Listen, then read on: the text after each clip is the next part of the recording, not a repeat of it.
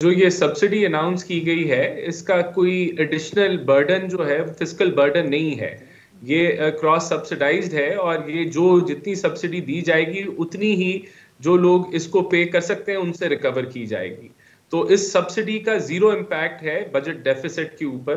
तो इसलिए आईएमएफ के मुआहदे को ये इम्पैक्ट नहीं करेगी, क्योंकि कोई एडिशनल जो है वो हमें रेवेन्यू जनरेट नहीं करना पड़ेगा। ये क्रॉस सब्सिडी से ये कवर हो जाएगा। देखें, दूसरा ये कि आईएमएफ के लिए जो हमारे इंटरनली जो हमने प्रायर एक्शंस करने थे within the Pakistan economy, वो हमने मुकम्मल कर दिए। There are no further demands, जो मुझे जितना इसका मालूम है। बाकी जो एक्सटर्नल फ्रंट पे जो रिक्वायरमेंट है उस पे अभी काम जारी है, और जैसे ही वो जो एक्सटर्नल फाइनेंसिंग की रिक्वायरमेंट।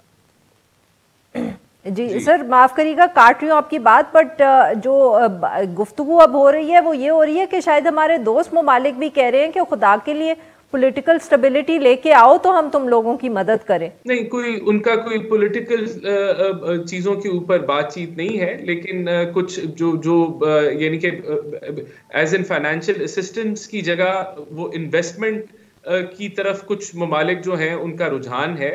तो वो वो उस चीज को अभी जो है वो हम कवर कर रहे हैं। जैसे ही हमारी एक्सटर्नल फाइनेंसिंग की कमिटमेंट्स आ जाती हैं, तो मैं समझता हूँ there is nothing stopping between. देखिए, जो फाइनेंस मिनिस्ट्री, जो बकौल फाइनेंस मिनिस्ट्री के, इट कुड बी इंशाल्लाह एनी डे